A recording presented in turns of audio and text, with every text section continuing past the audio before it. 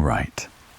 Tonight, we step into the damp chill of a spring morning, May 19th, 1536 to be exact.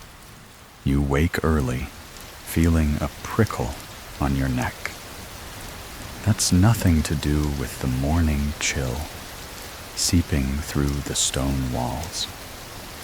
Outside your chamber, footsteps echo quietly, punctuated by whispers that hang suspended in the thick air. Your name is Anne Boleyn, Queen of England, mother to the future Elizabeth I. And spoiler alert, today is not going to end well for you. In fact, you probably won't survive this story at all. But before we journey to that fateful scaffold, remember, subscribe before you fall asleep tonight. Don't worry, your ghostly presence won't count against our viewer stats. While you're at it, post your current location and local time below. We're mapping out a world of insomniacs tonight, and you're our star historian. Now go ahead and kill the overhead light. Maybe throw a blanket over your shoulders, or crack the window just a bit to let in that perfectly spooky breeze. It's story time, and we're stepping directly into a waking nightmare of royal proportions. Your eyes flutter open in the gloomy confines of your tower chamber. Today, despite everything, the fine bed linens embroidered with gold thread that catch and snag roughly against your skin, the crystal goblet filled with barely touched wine, you feel like a prisoner. That's probably because, well, you actually are one. It's funny how quickly fortunes change, isn't it? Just a few weeks ago, you danced in splendid halls, draped with silks and velvet, attended by courtiers who clung to your every word. Now those very halls whisper your name like a curse, as if you were some ghost from a dark fairy tale. And honestly, that's not far from the truth. You rise slowly, the world shifting slightly beneath your feet.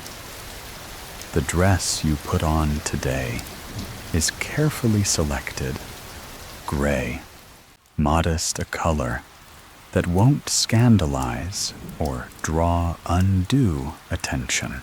It's a detail historians still argue over. Some claim you chose white symbolic of innocence, while others insist it was black, the hue of mourning. But gray feels fitting, doesn't it?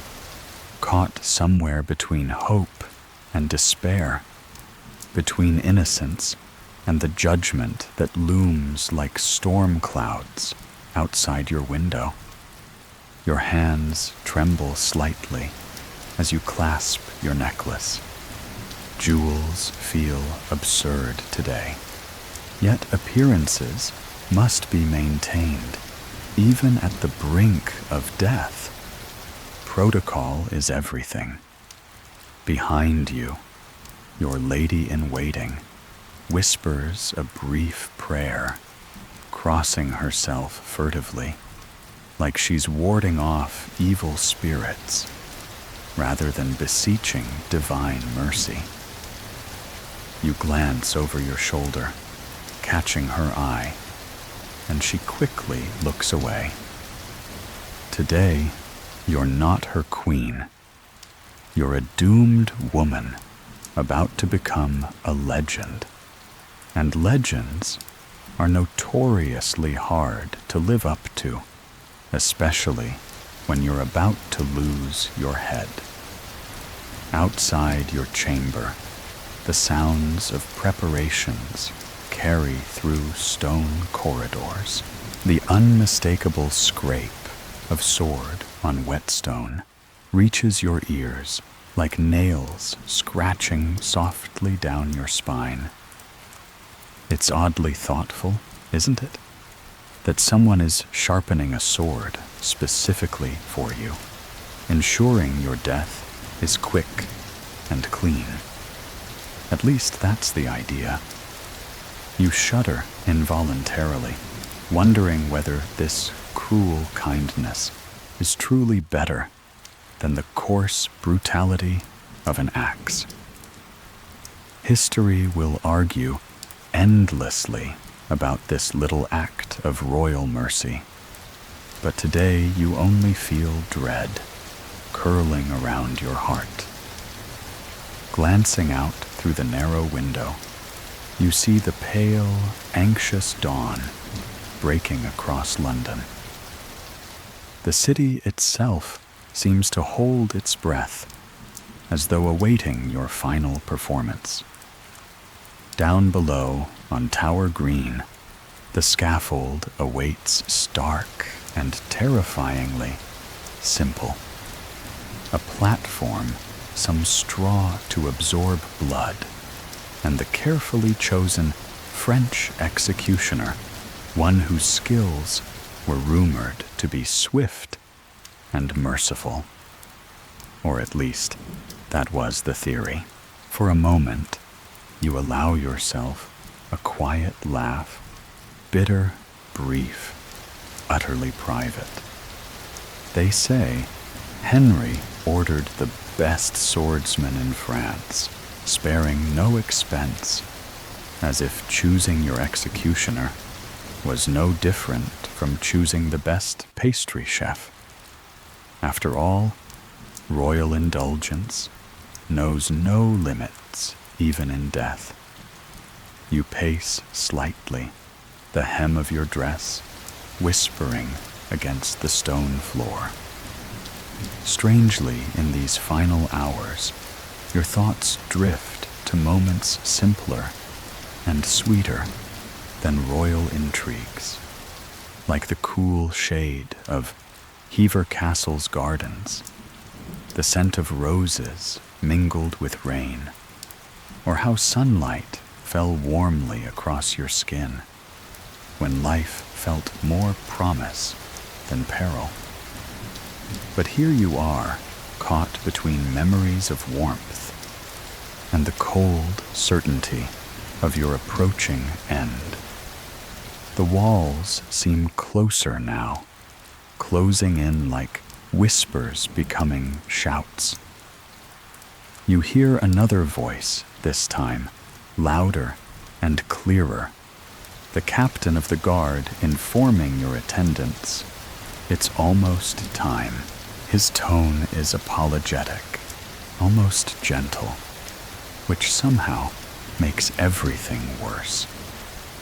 Taking one last steadying breath, you straighten your spine, lift your chin, and turn to face the door.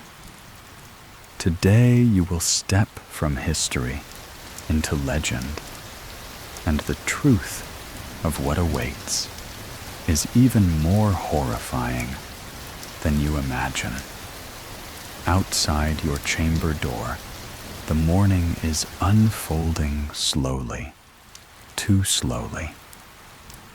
You step onto the stone corridor, your skirts brushing the polished surface with a quiet rustle that sounds unnaturally loud in your ears. Every detail seems magnified now. The creaking of the ancient doors, the gentle shuffling of your attendants' feet, even the hesitant breathing of the guard walking slightly behind you. You know by now your fate is sealed, and yet some small, stubborn part of you insists on clinging to hope. Maybe it's denial, or perhaps it's just the resilience you've built up over a lifetime in the perilous court of King Henry VIII. After all, hope is tricky. It can be as comforting as a warm cloak, or as deceptive as the court gossips whispering poison in your ear. Speaking of whispers, your downfall wasn't a sudden accident, nor was it a quiet slide into disgrace. It was choreographed, scripted, plotted, and performed meticulously by players who saw your rise as a threat, or perhaps just a dramatic inconvenience. The whispers that started months ago now echo louder, the very corridors seeming to repeat them mockingly as you walk by. They say you bewitched the king, ensnaring him with dark arts, your very glance enough to manipulate royal hearts. Ridiculous, right? If you had magic, you'd have summoned a better lawyer, or at least cast a spell to make Henry stick around long enough to see his daughter Elizabeth grow up. But no, the magic was simply the powerful allure of your ambition, your wit, your refusal to bend quietly into submission, qualities admired in men, yet suspiciously threatening in a woman. Remember Thomas Cromwell, that stern-faced, calculating master of political maneuvers. You certainly do, and not fondly. Historians still argue whether Cromwell was your greatest ally turned enemy, or simply a cold strategist protecting himself at your expense. Either way, it was his whispering campaign, carefully woven accusations, delivered discreetly into Henry's ears, that sealed your fate. It's oddly comforting to blame him entirely, though deep down you understand that in this deadly game, everyone at court carries some blame, including, perhaps, your own sharp tongue. You pause briefly, glancing at one of the portraits lining the corridor walls, a former queen whose painted eyes seem to follow your progress mockingly. She too faced whispers, but somehow her fall wasn't quite so dramatic. Perhaps it's the manner of your rise from lady-in-waiting to the center of Henry's universe that made your collapse so spectacularly horrifying. The court was once your playground, a glittering stage where you dazzled and intrigued. But popularity is fickle, and soon the very people who sought your favor lined up eagerly to tear you down. Those whispered accusations that you betrayed the king, that you committed adultery, that you plotted treason, seemed absurd at first, laughable even, until they were not. Until the accusations became official charges, and suddenly laughter turned to silence, and then into dread. You pause again, steadying your breath, aware the guard is gently urging you forward. The reality is stark. The whispers that once amused now hang like chains around your neck, heavier than any necklace Henry ever gifted you. And what's worse, these chains aren't even made of truths, just shadows spun from envy, fear, and a very royal boredom. But today is no longer about those whispers. Today is about consequence, the harsh final act in a royal tragedy. You remind yourself briefly, with a slightly ironic smile, that tragedy is exactly how your story will be remembered. Yet somehow, your infamous legacy will be wrapped in a curious mix of reverence and revulsion, fascination and horror. For all the cruelty aimed your way, the whispers will eventually shift once again, casting you not just as a victim, but as a heroine or even a martyr. A sudden chill courses through your bones, interrupting these thoughts, pulling you firmly back to the moment. Outside the thick stone walls, London stirs impatiently. Soon, crowds will gather, not just to mourn, but also to gawk.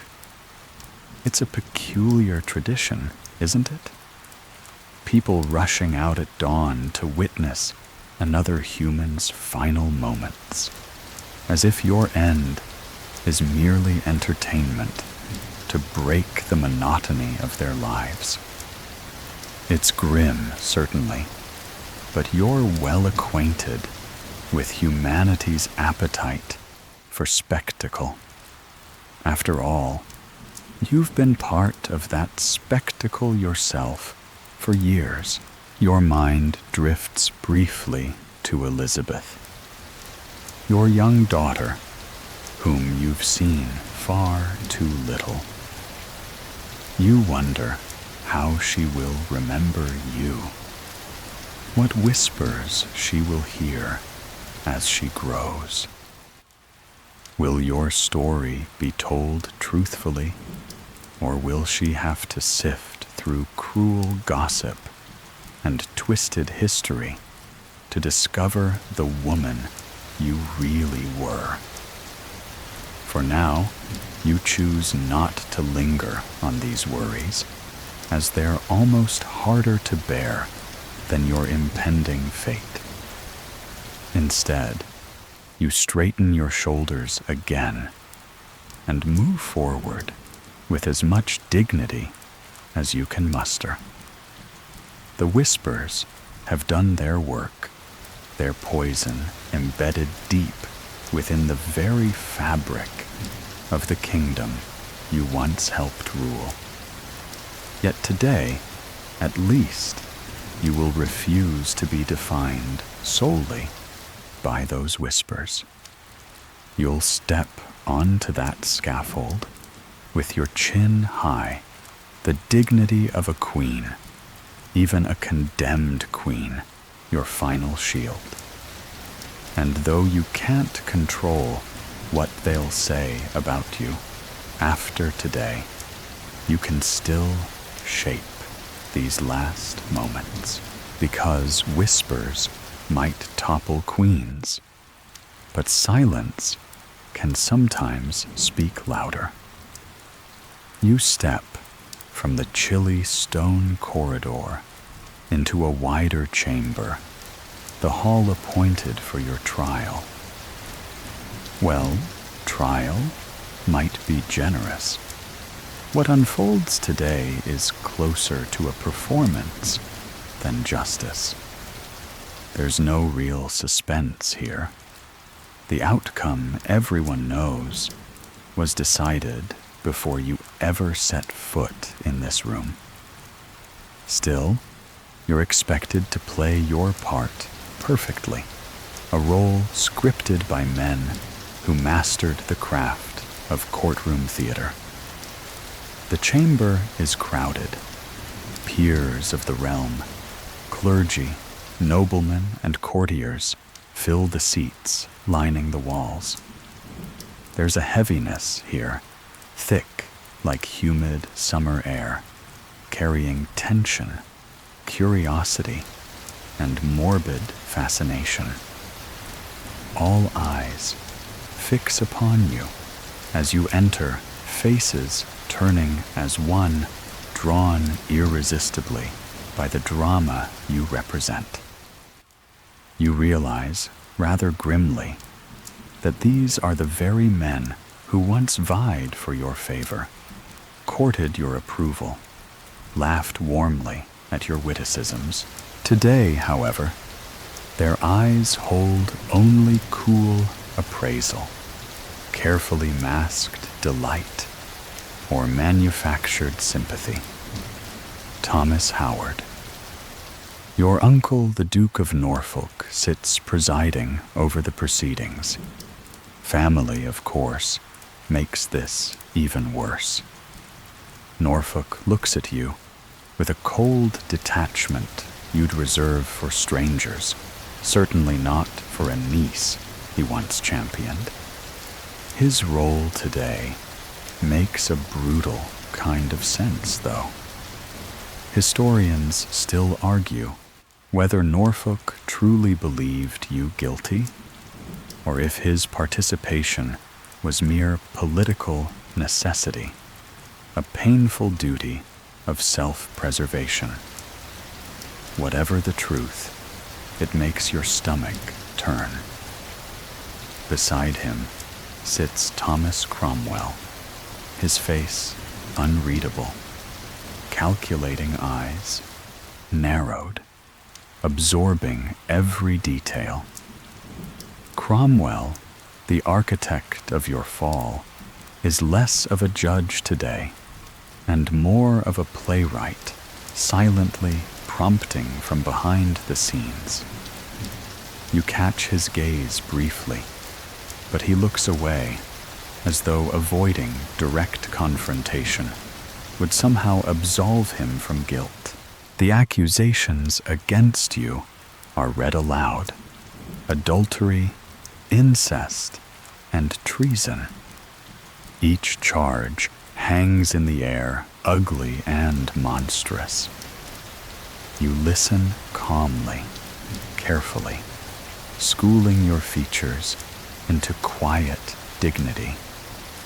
Even now, absurdity tinges each claim, making the accusations sound as theatrical as a bad stage drama.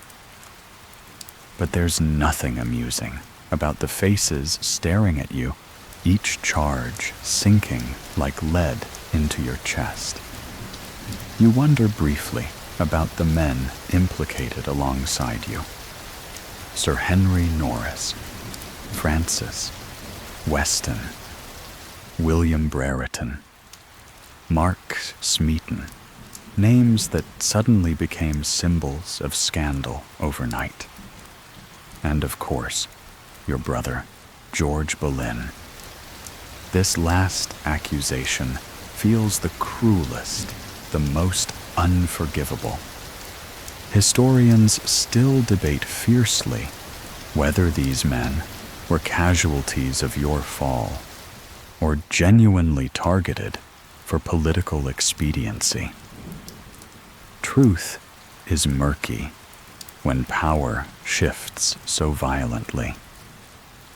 Witnesses step forward, reciting evidence that sounds suspiciously rehearsed. Servants whisper improbable tales of secret meetings, hushed conversations behind closed doors, words twisted and misremembered. Court gossip, once the lifeblood of palace entertainment, now forms the twisted backbone of this trial. You suppress a bitter smile, ironic that the same whispers you once wielded skillfully are now turned brutally against you. When it's your turn to speak, the room holds its breath. You rise steady, your gaze, and speak clearly, your voice calm and unwavering. You deny the charges, your composure impeccable.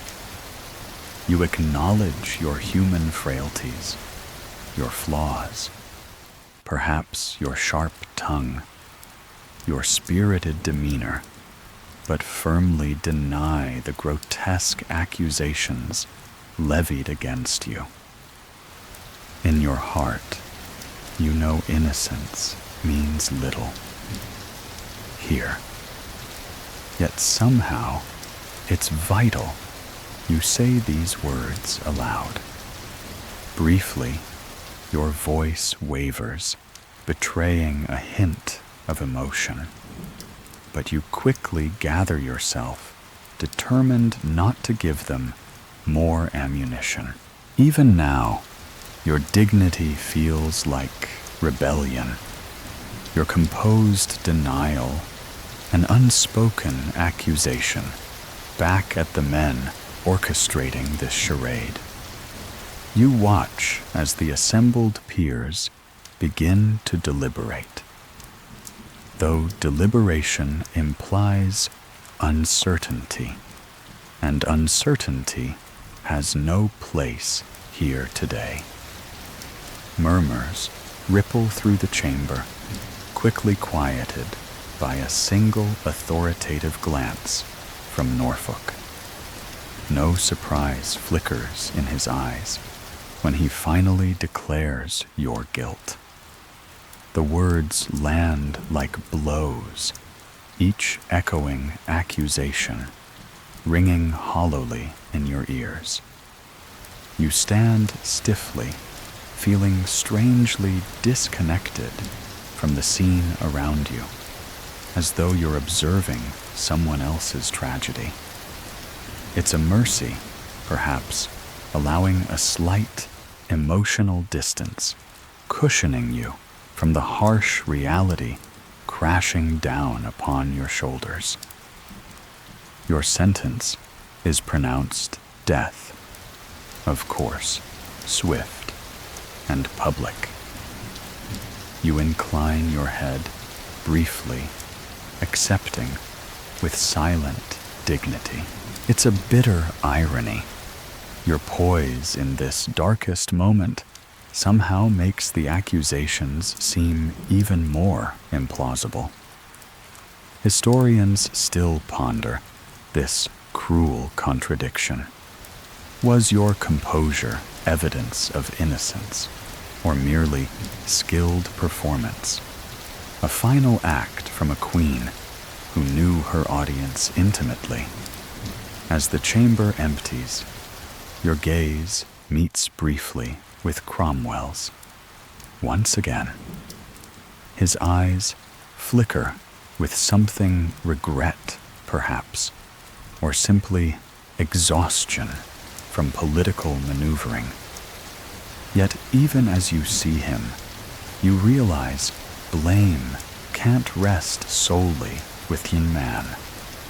The court itself, the tangled web of ambition, envy, and greed, played its part, turning a royal marriage into a grim spectacle of betrayal. Outside, the crowd already gathers, eager for the next act in your downfall, the execution itself. It's a horrible spectacle, yet one that draws everyone noble and commoner alike to the macabre allure of watching power unravel so brutally. You briefly close your eyes, steadying your breath, as the guards step closer, ready to lead you away.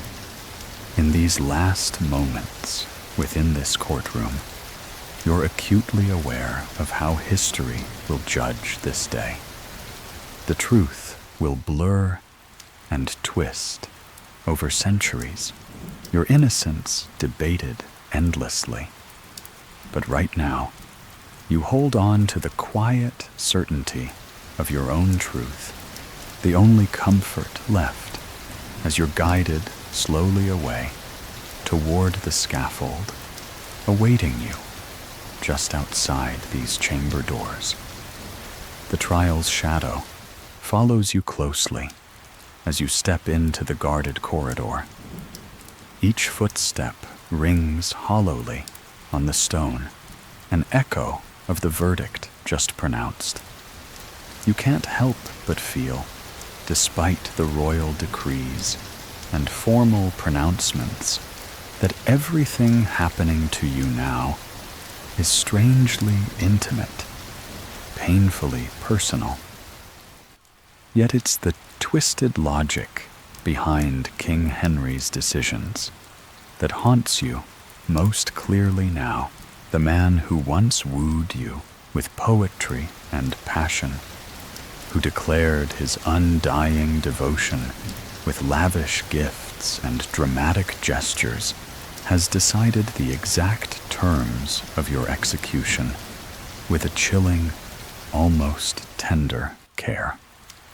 It's as if your husband is orchestrating one final act of intimacy, carefully selecting how your life will end. You'd laugh if it weren't so grotesquely horrifying. Henry VIII, for all his notorious temper and ruthless ambition, always had a taste for spectacle, didn't he? He could have condemned you to a commoner's end, crudely dispatched with the blunt stroke of an axe, before jeering crowds eager to see a queen humbled. But no. Instead, Henry has ordered something unusual, almost luxurious, a skilled French swordsman, to perform the final act. On the surface, it appears thoughtful, merciful even. After all, the sword is rumored swifter, less painful than the traditional English axe. Yet beneath this apparent tenderness lies something profoundly unsettling, an intimate cruelty masked as mercy. Historians still argue whether Henry's peculiar choice was truly merciful, driven by lingering affection, or simply a calculated move to polish his reputation abroad. You, however, suspect a darker truth. Perhaps Henry knew precisely the emotional pain this would cause you, the final humiliation hidden cleverly beneath the trappings of kindness. It's as if even now he's whispering to you one last time, "See, Anne, I can still break you gently." You shudder slightly, disturbed by your own thoughts, yet unwilling to dismiss their uncomfortable truth. Your former husband, king lover, tormentor, seems to hover just behind your shoulder. His ghostly presence felt keenly as you walk these halls. How quickly affection turned to bitterness, devotion twisted into a fatal game of pride and power. The curious choice of executioner, summoned all the way from France, feels grotesquely lavish, as though your death were an occasion deserving only the finest craftsman. It brings a painful sting of irony. The French court, your refuge and training ground, as a young woman, once prepared you for royal elegance and subtle intrigue. Now France returns to claim your life with elegance of a different sort. Precise, swift, and utterly devastating. As you move toward your chambers, once more, whispers drift from doorways and shadows swirling like smoke around you. Some speculate about Henry's choice, openly pondering aloud whether it's compassion or vanity at play. You catch fragments. The king's mercy. They call it voices tinged with awe and disbelief. Yet you know better. Mercy isn't crafted from spectacle, nor draped in calculated indulgence. Mercy is quiet, humble, and kind. Everything today isn't. Back in your room, your ladies in waiting hover nervously unsure how to behave around a queen so thoroughly fallen from grace. You wave them away gently, craving solitude in these final hours.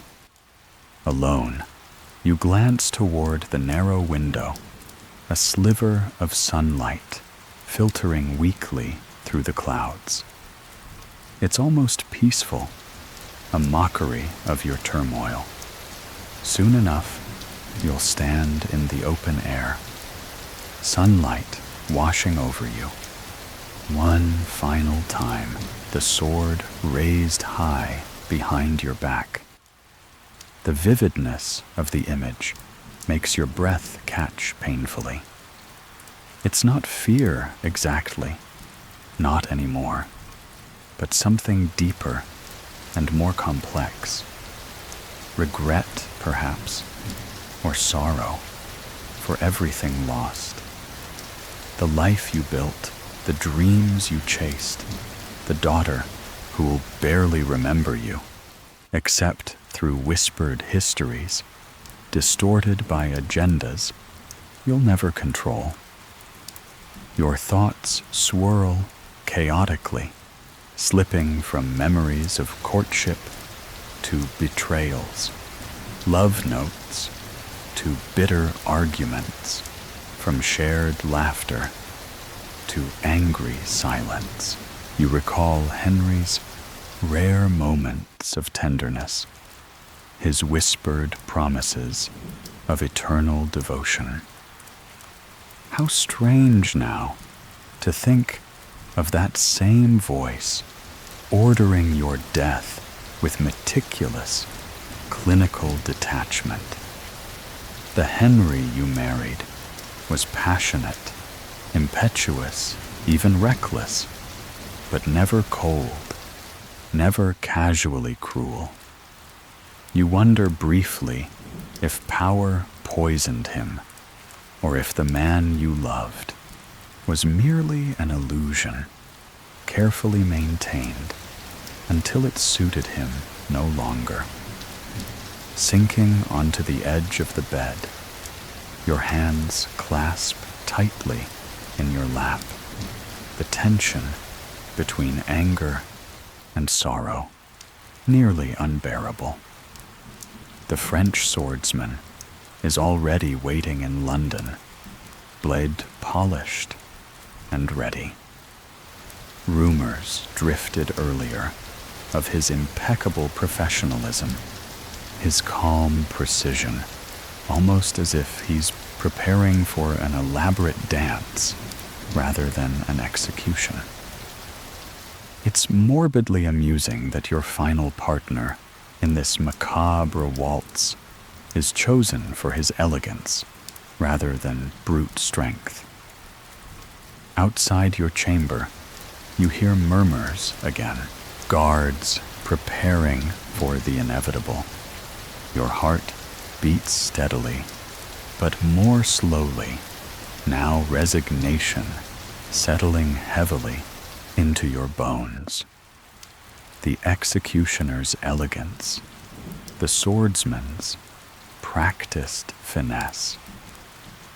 These are all mere trappings, artful disguises for the simple truth today your life ends. Yet in these quiet moments, clarity also surfaces. Henry's cruel mercy is perhaps his last declaration of love or control or both.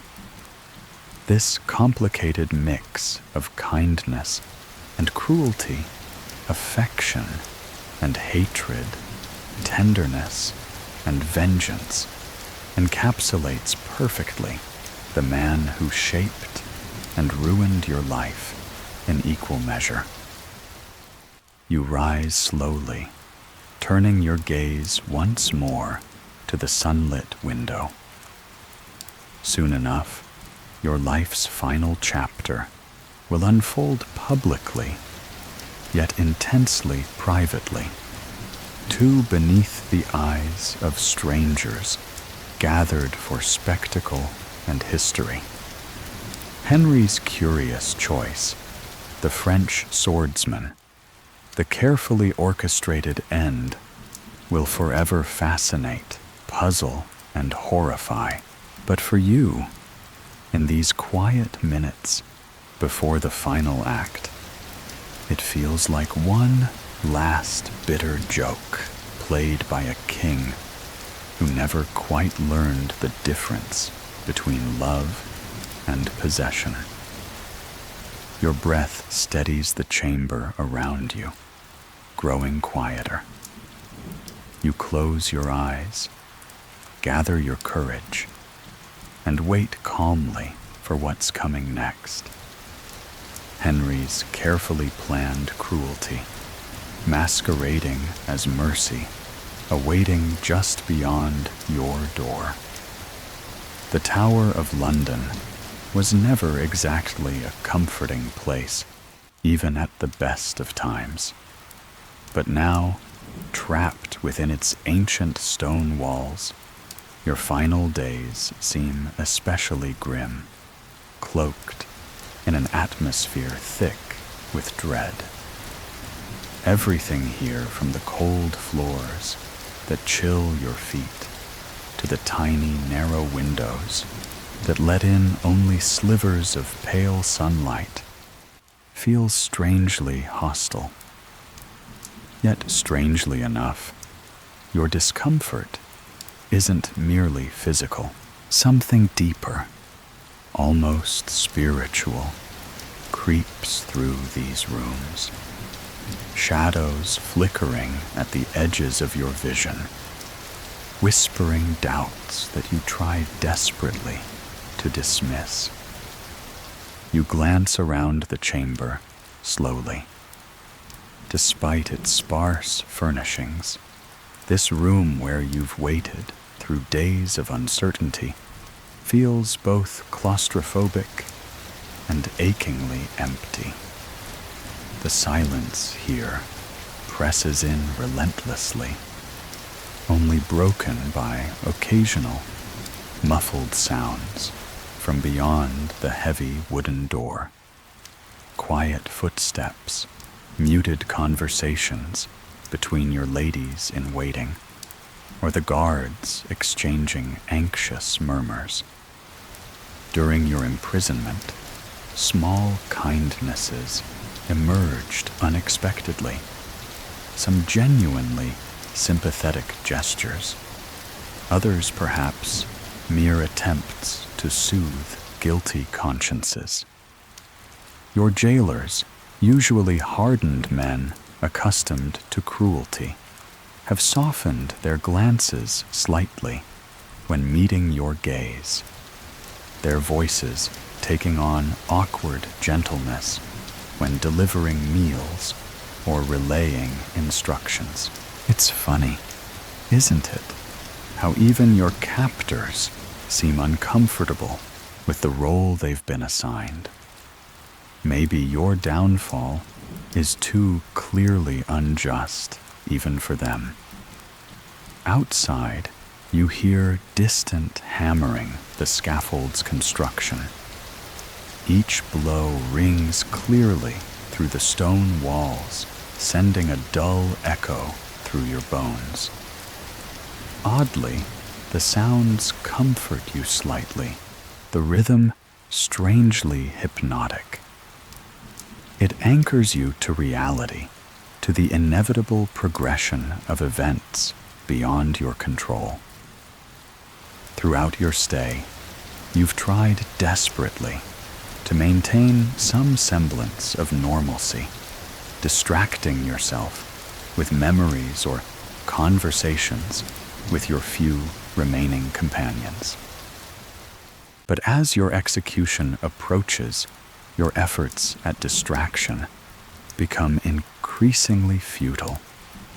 Your mind drifts more frequently to dark thoughts, to regrets and fears, and to the strange omens people claim to have seen surrounding your imprisonment. Your lady-in-waiting nervously recounted yesterday, with eyes wide and voice trembling, that ravens had gathered unusually thickly around the tower. You smiled dismissively, then, but privately, wondered if it was merely coincidence, or if perhaps nature itself was acknowledging your tragedy. Historians still debate whether these tales of omens were merely embellished legends or genuine phenomena. But in these long, quiet hours, it's hard not to feel a touch superstitious. Yourself. There were other whispers, 2 guards murmuring nervously about strange noises echoing through the corridors late at night, unexplained footsteps pacing near your room when everyone else slept. Even in your desperation, you find such rumors, absurd ghost stories, better suited to entertaining children than troubling queens. Yet somehow, alone in the darkness, they take on an unsettling credibility. But mostly, your torment comes from memories vivid and relentless. How quickly your life changed, from lavish dances and royal banquets to hushed confinement, from power and favor to suspicion and isolation. Everything unraveled with dizzying speed. The people you trusted, the ladies who laughed with you at court, the noblemen who bowed deeply whenever you passed, are now either complicit in your downfall or silently withdrawn, fearful of being dragged down alongside you.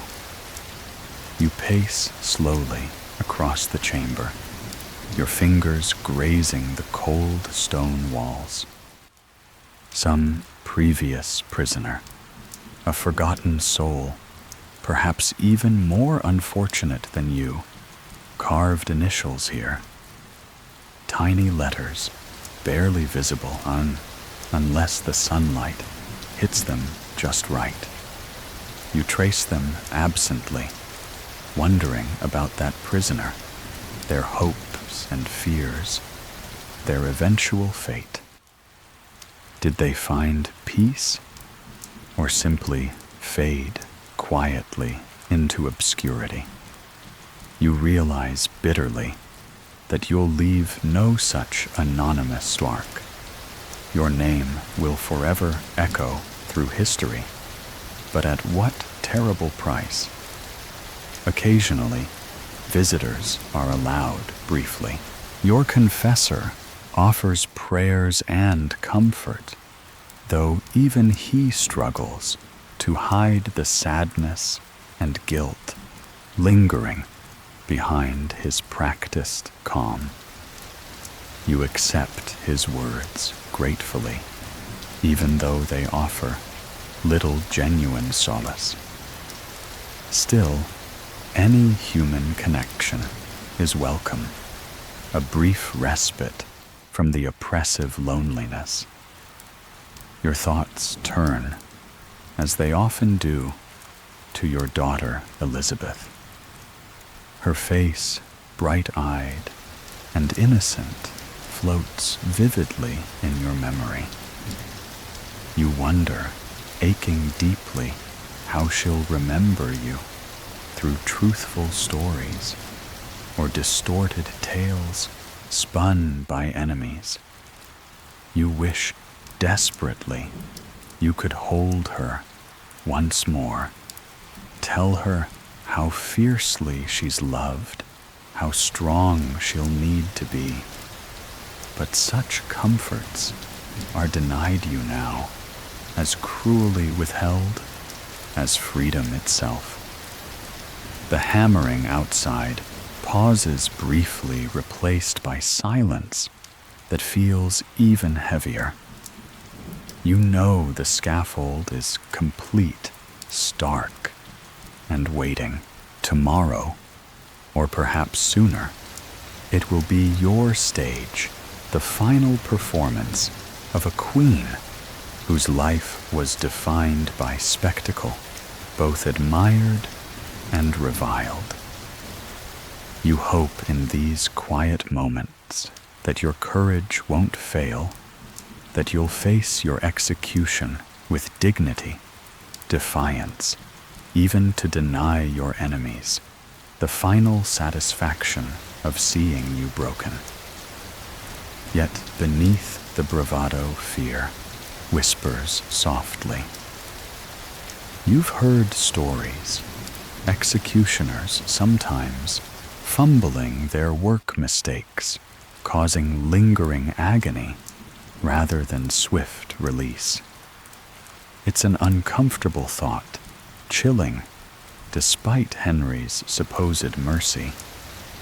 You silently pray that your executioner truly is as skilled as rumored, that his blade strikes swiftly and accurately, sparing you unnecessary pain. Closing your eyes, you steady your breath.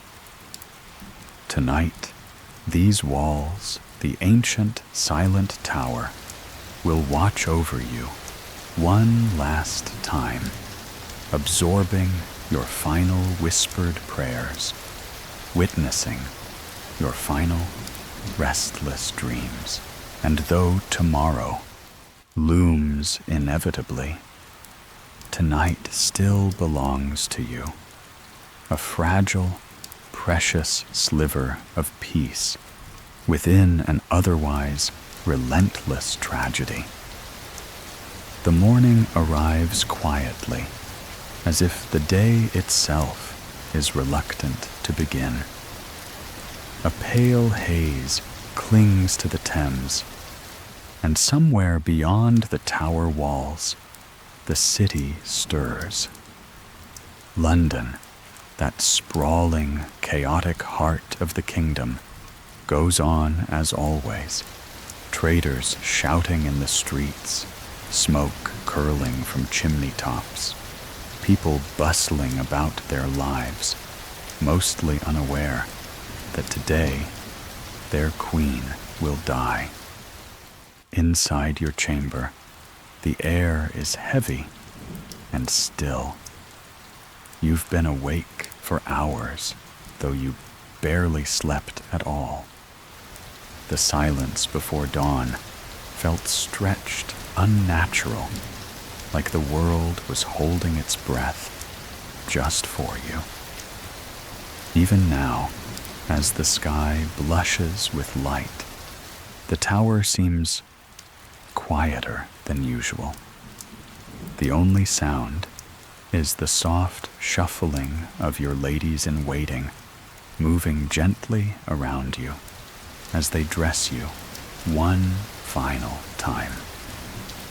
The gown is simple, chosen deliberately, French gray again. You want no symbols, no colors of mourning or triumph. Just calmness, dignity. You feel strangely removed from your own body, watching from a distance as your hair is gathered beneath a tight linen coif, your hands folded delicately in your lap. One of your ladies is weeping silently, though she tries to hide it. You pretend not to notice.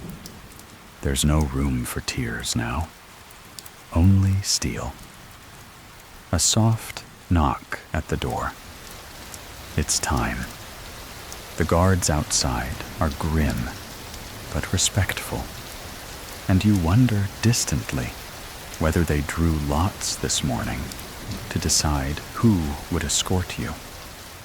You offer a small nod and step forward, your feet steady on the stone, despite the overwhelming sense of weight pressing down on your chest. You don't let it show. Today, you will not falter. You exit the chamber and walk slowly toward Tower Green, the path familiar now. You've paced these corridors, measured these stones under your steps. But today, every detail feels so painfully vivid. The coolness of the air brushing your cheeks, the faint scent of dew-soaked grass, the distant caw of a crow perched somewhere above. Ahead, the scaffold waits, a simple wooden platform surrounded by a tight ring of soldiers. The crowd is already gathered, nobles in rich cloaks, commoners in rough wool, children sitting on shoulders, everyone craning for a glimpse. Faces blur into a single mass of color and motion. Some look somber, others curious, a few visibly excited. There's always someone who brings their breakfast to an execution. The morbid picnic of the public death. The French swordsman stands near the platform, expressionless, his long, dark tunic hanging still in the windless morning. He's not holding his blade. Yet his hands are clasped politely in front of him, as if attending a royal ceremony, rather than preparing to kill someone. You've been told he's good, the best. That's supposed to comfort you. Somehow, it doesn't. You take the final steps toward the scaffold. A ladder leads up to the platform, and two guards offer steadying hands. You don't take them. The climb is slow, but smooth. Every board creaks underfoot.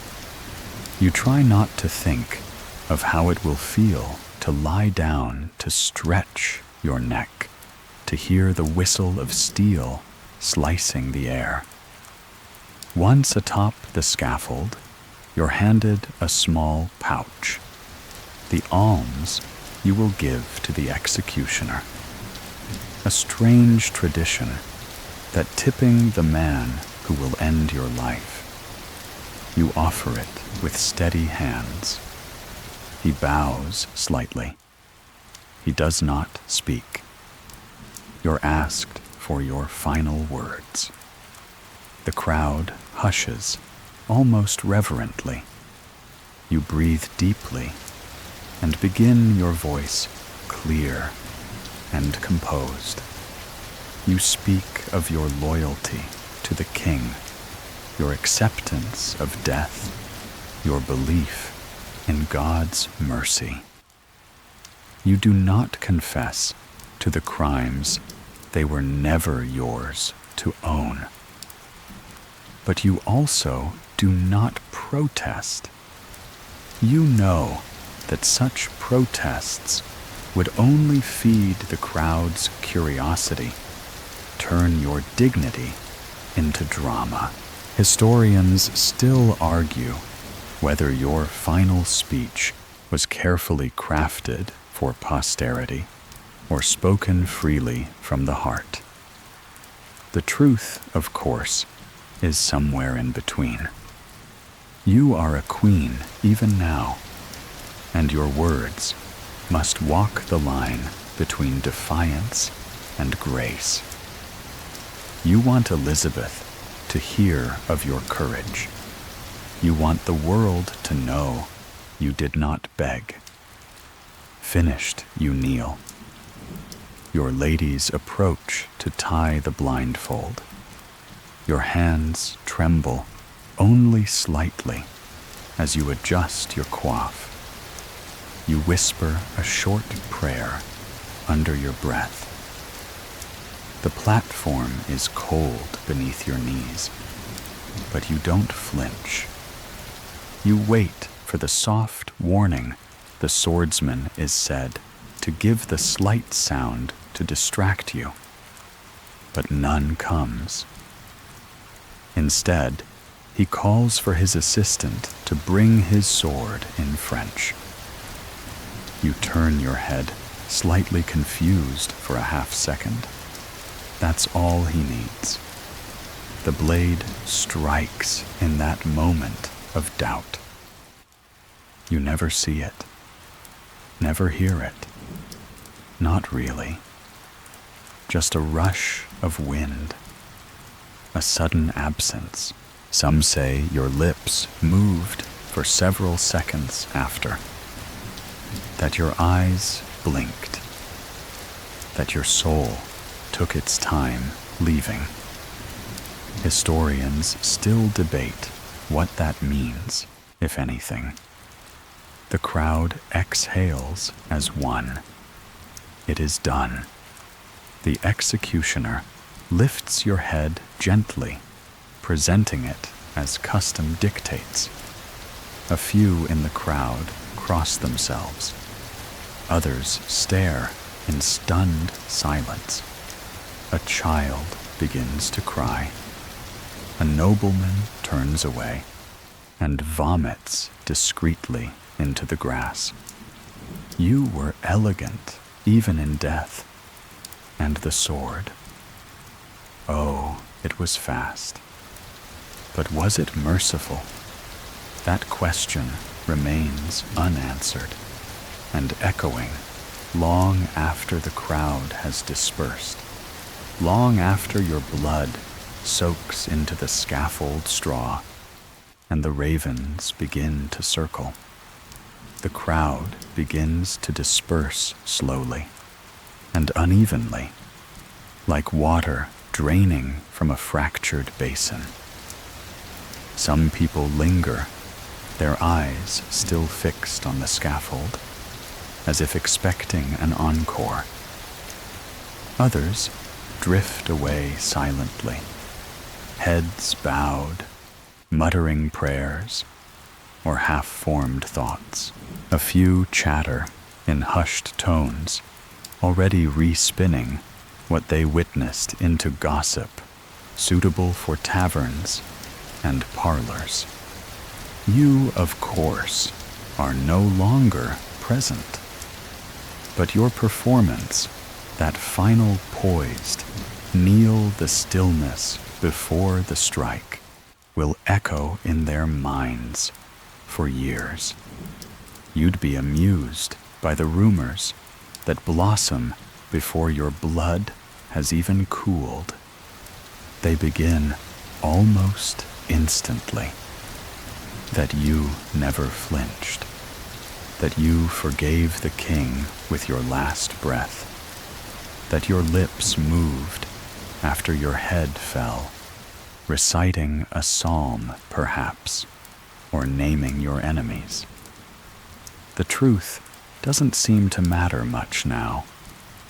What matters is the myth, the story people can repeat over ale or whisper to wide-eyed children before bed. Anne Boleyn, the queen who died with a smirk on her lips. Back near the scaffold, the executioner wipes his blade, his expression unchanged. Some say the French swordsman was moved by your composure. Others say he was paid handsomely to be otherwise. Either way, his work is done.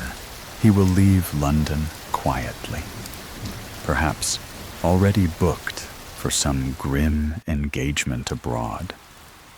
What a strange profession, bringing endings with elegance.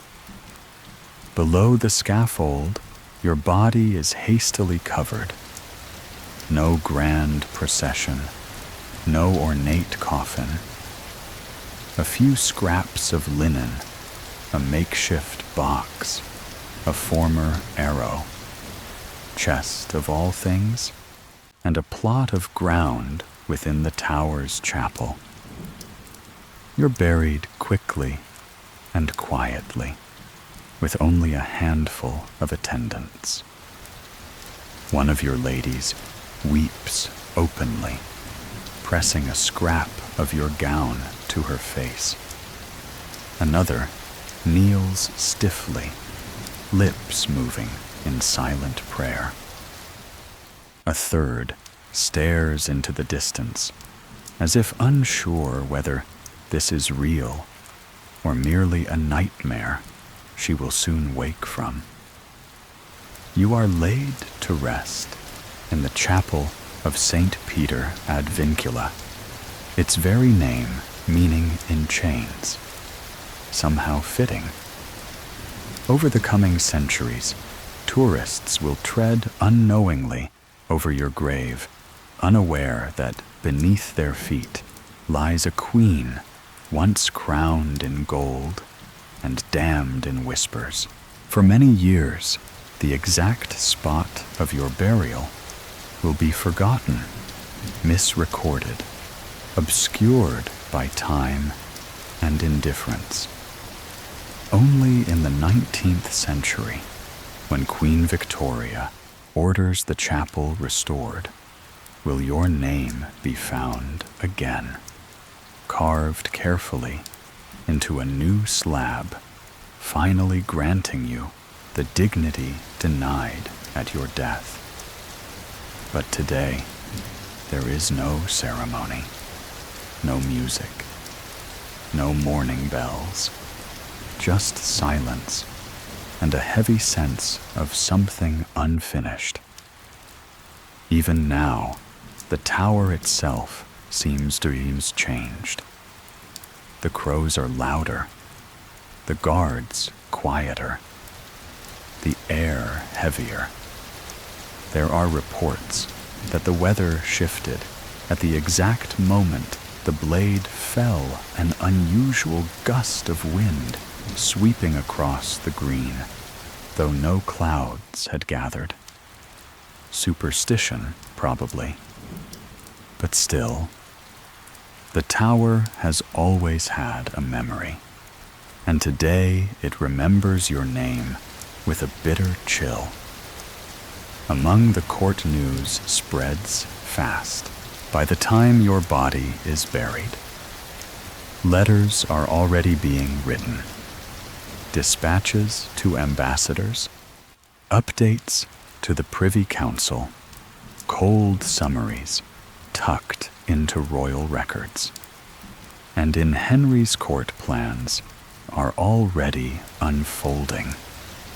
Jane Seymour, your former lady-in-waiting, and now Henry's new obsession is being quietly prepared for her debut. Less than 24 hours after your death, she will be formally betrothed to the king. Historians still argue whether Henry mourned you at all. Some claim he retreated to a private chamber and wept in solitude. Others suggest he hosted a lavish hunt That very afternoon, hawks flying freely across the spring skies, as if nothing had happened. The truth, as usual, lies somewhere between cruelty and convenience. As for your daughter Elizabeth, she is taken to Hatfield, kept under careful watch. She's too young to understand fully, but children are perceptive. She will grow up knowing that her mother was powerful, and then suddenly gone. You'd think that once a queen was beheaded, that would be the end of her story. But no, your presence lingers unsettling, like a spilled glass of wine that never quite dries. Tower Green has been washed clean, the scaffold dismantled, and the crowd dispersed. Yet your name, your story, and strangely, your gaze, real or imagined, continue to haunt those who watched you die. You see, the people who came that morning didn't just witness an execution. They watched a fall from grace that was dizzying in its speed, surreal in its drama. One day, you were the crowned Queen of England. The next, a condemned woman kneeling before a sword. That's not the kind of thing you forget easily, especially in a court obsessed with image gossip and just divine retribution. The reactions from the crowd were as varied as the faces in it. Some came out of loyalty to mourn quietly.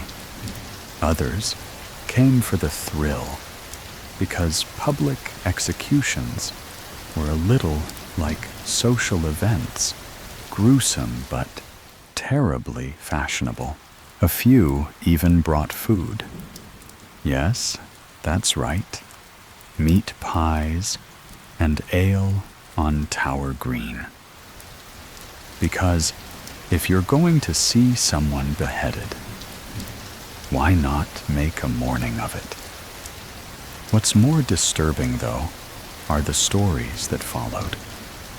There were whispers that the execution didn't go as cleanly as claimed, that the swordsman had hesitated, that your lips had moved after the strike, that your eyes blinked once, maybe twice. Whether these were the imaginings of guilty minds or evidence of something more is still debated. But the unease it sparked, very real. One observer swore he saw blood pool in a perfect circle, with no splatter, a sign he claimed of a holy death. Another said the ravens didn't come to feed, not that day. Even they feared her spirit, he whispered. Someone else insisted that the light dimmed just for a moment, as if the sun itself turned away. Now let's not pretend everyone was horrified. Some were thrilled. For them, this was better than a morality play. A queen accused of incest and adultery, punished publicly. It was like a Tudor soap opera, only with real blood and no commercials. These were the folks who'd retell the story with dramatic flourishes, how you knelt so gracefully, how your lips curved into a faint smile, how you forgave your enemies before the blade fell. Most of them weren't even close enough to see properly, but that didn't stop them from embellishing. Of course, some weren't so comfortable with the spectacle. A few noble women reportedly fainted.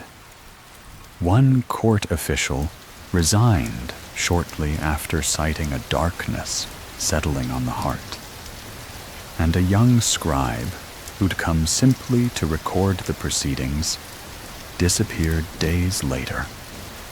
They found his journal under his bed, filled with sketches of your face, over and over again, smiling, headless. But perhaps the most unsettling part was what followed not in court, but in the quiet spaces, in corridors where whispers travel faster than footsteps.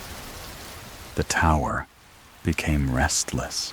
Guards reported cold spots that lingered even near the kitchens. Candles blew out for no reason. The Queen's house, where you had stayed, began to creak at night, with a rhythm too steady to be random. Some said they heard footsteps pacing the floor. Others heard weeping. A few brave or foolish souls went so far as to enter your chamber after hours. They didn't stay long. One guard claimed he saw a woman in gray, standing near the window, her face obscured by a coif, hands folded unmoving.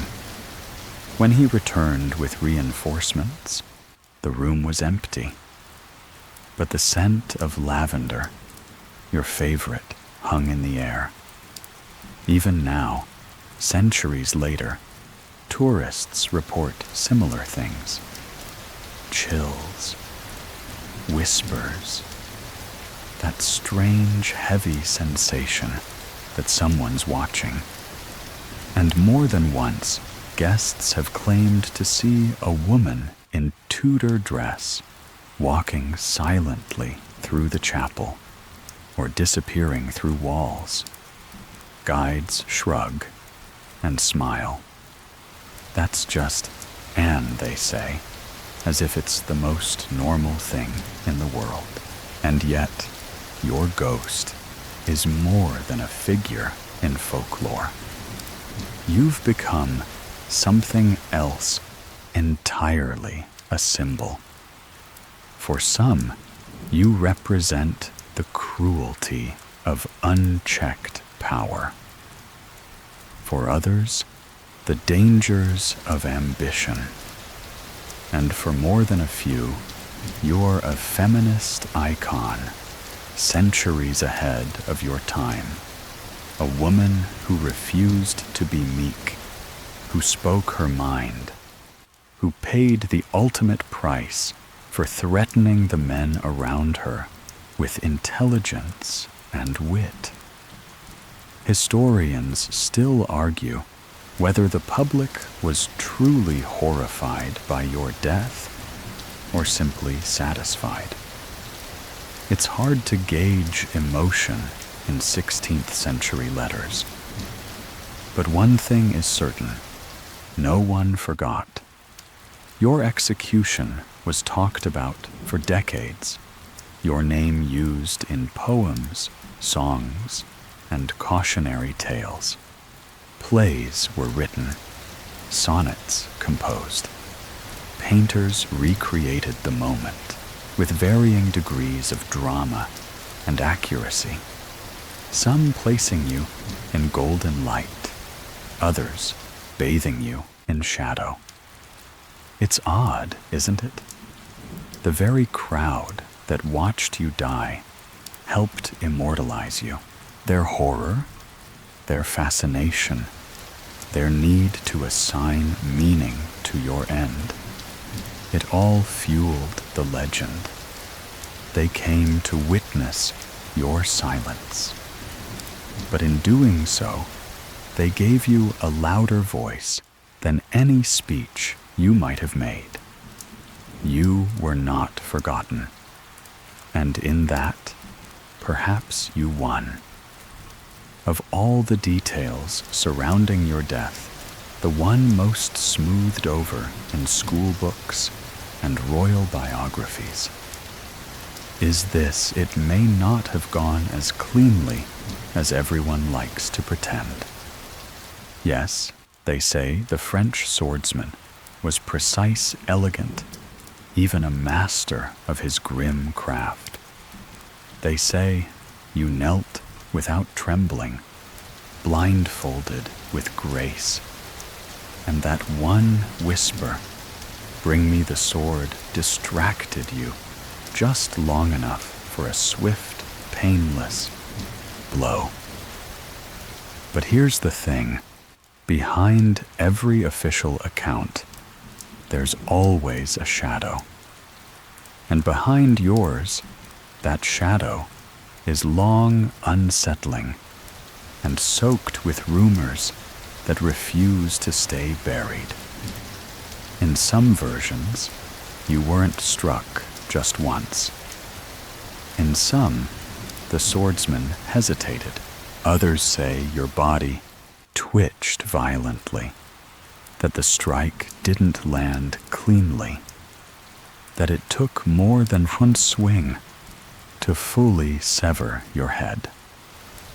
No eyewitness agreed entirely. It was as if each person saw a different scene altogether, some too quick to comprehend, others so slow. It was as if time stretched unbearably. One obscure pamphlet, printed in the Netherlands, years later, claimed your death was botched on purpose to send a message to humiliate you in death as thoroughly as they had tried in life. Was it true? Or just foreign gossip about an English tragedy? Historians still argue whether this version has any merit, but the image it conjures of an execution gone wrong is chilling enough to persist. Then there are the claims about what happened after the blow. The stories people swear by, the ones that seem too surreal to be real and too specific to be made up. That your lips moved, that you tried to speak, that your eyes blinked once, twice, as if taking in the new angle of the world. Science, of course, has weighed in. Modern anatomists argue that the brain remains active for a few seconds after decapitation, which means, yes, you might have been aware, if only briefly, long enough to register what had happened, long enough to feel the warmth draining from your neck and the cold rush of air on your now separated skin, long enough maybe to hear the gasp of the crowd.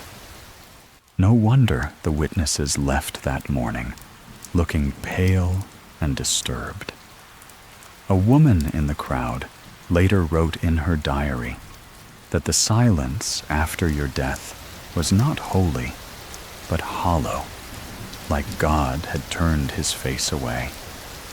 She described the executioner shaking as he stepped back, his sword lowered his head, bowed not with reverence, but perhaps with shame, or perhaps fear that he had misjudged, that the strike was not as clean as promised, that he'd failed to deliver the mercy that King Henry had so publicly ordered. The king, of course, never saw it. He was miles away, deliberately absent. It's said he planned to receive word the moment your head hit the straw, that he was already making arrangements for his next wedding. His third wife, Jane. Seymour, waiting quietly on the edge of history, like a curtain poised to rise. But back at the tower, those present knew, even if they never wrote it down directly. Their letters changed tone.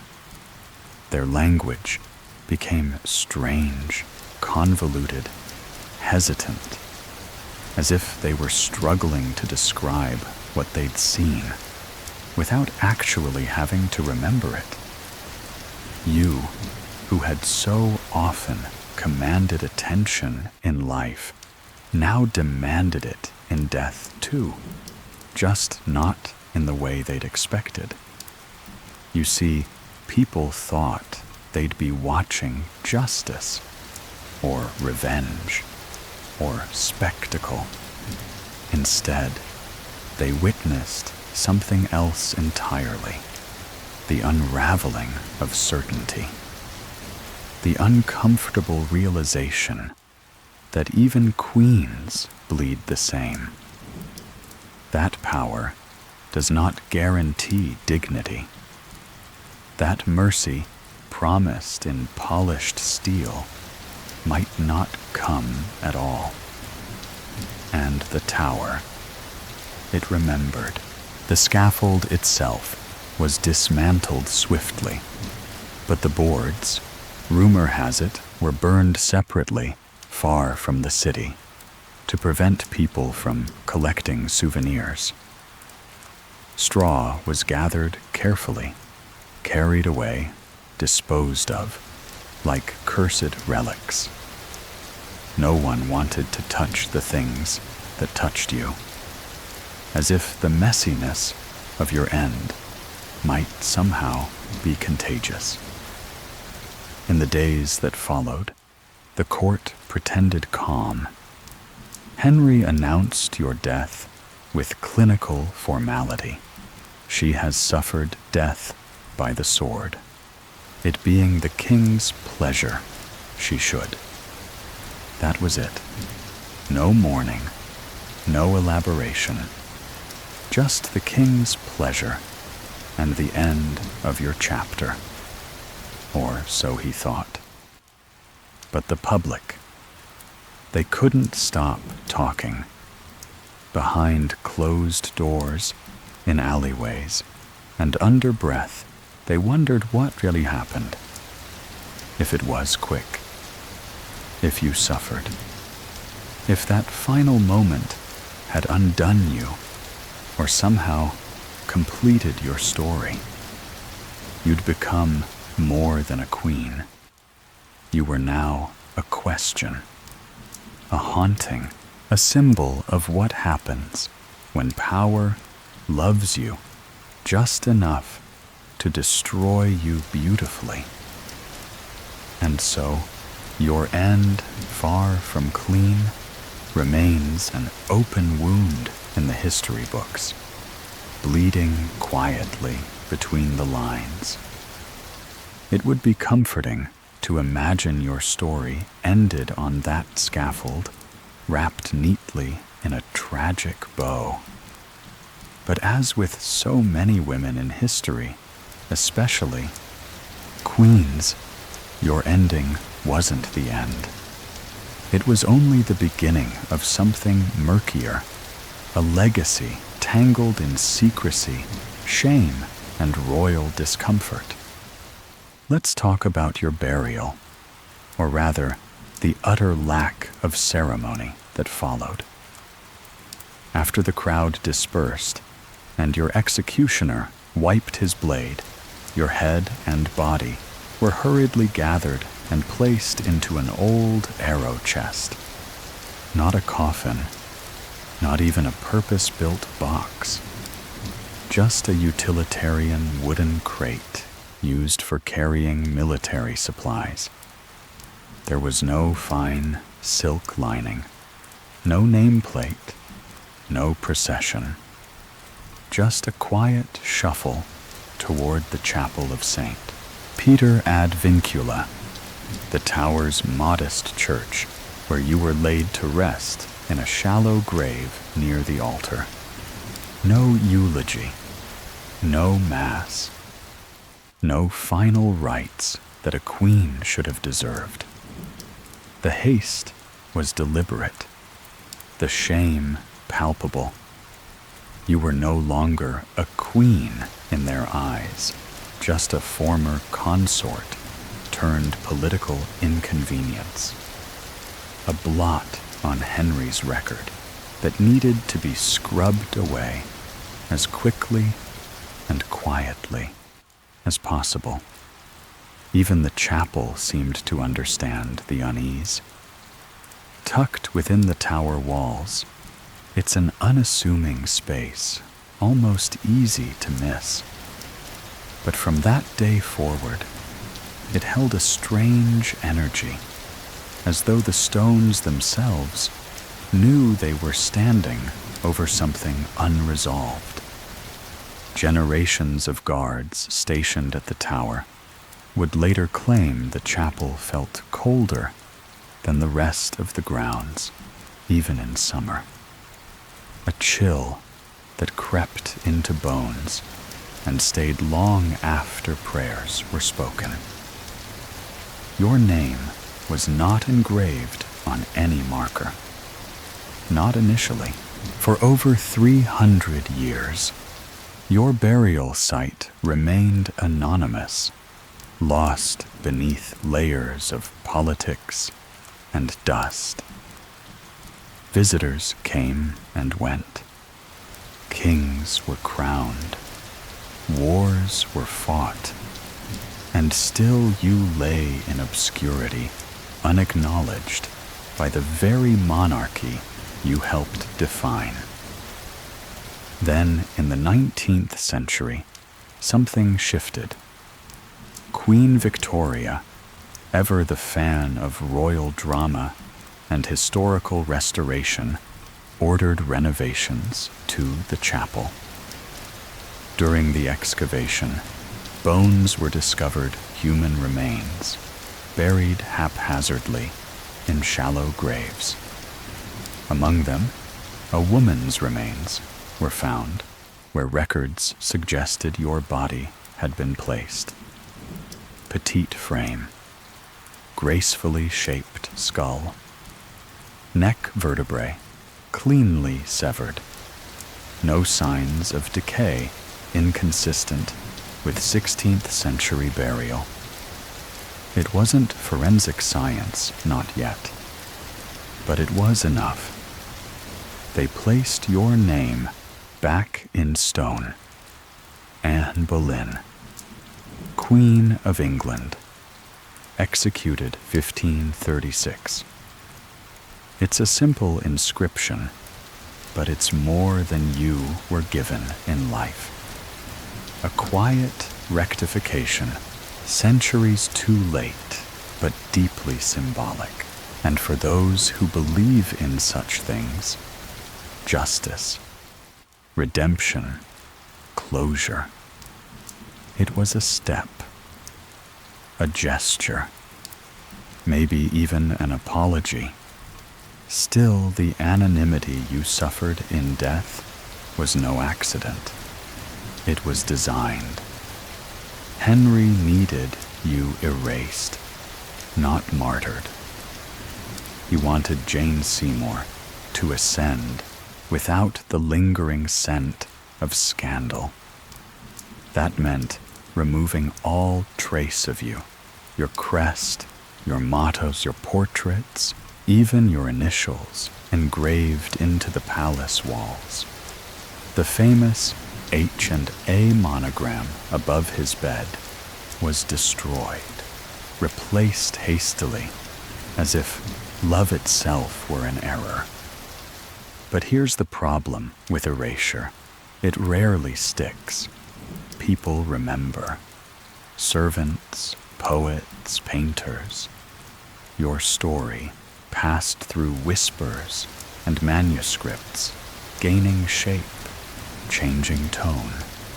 First, a temptress, then a tragic figure, later a feminist icon. Even in silence, you kept speaking, And then there were your allies, those who refused to forget. Take Archbishop Thomas Cranmer, who initially condemned you, but later expressed deep regret, or the anonymous author of the poem that circulated in secret among courtiers, a piece that called you Fair Anne, and claimed your death was a storm upon a calm. It wasn't much, but it was resistance. Even the common people, many of whom had watched you rise and fall, with the same fascination reserved for saints and sinners alike, found themselves unable to fully condemn you. In their stories, you became more than the king's second wife. You became a symbol of injustice, a warning, a riddle they never quite solved. And perhaps strangest of all, even Henry. Yes, the very man who ordered your death could not quite escape you. He named no daughter after Jane. He never publicly celebrated her memory in the same way. And as he aged, growing ever more paranoid, ever more bloated by regret, he never again reached for the same kind of romance he had with you. His subsequent marriages were colder, strategic, transactional. It was as though the fire had burned too hot once and left him scorched. Historians still debate whether Henry's later instability, his irrational fear of betrayal, even his physical decline, were in part haunted by you. Not spiritually, perhaps, but psychologically. Because how do you forget a woman who defied you until her final breath, who knelt with dignity while the crowd gasped, who wore a blindfold like a crown? You don't. Not really. So yes, your burial was quiet. Your coffin was a crate. Your name was hidden for centuries. But even in that silence, you refused to disappear. And now tourists kneel at your grave. Students write essays in your name. Artists recreate your portrait eyes, defiant. And somewhere in the tower, when the wind is just right, someone might still hear footsteps where there should be none.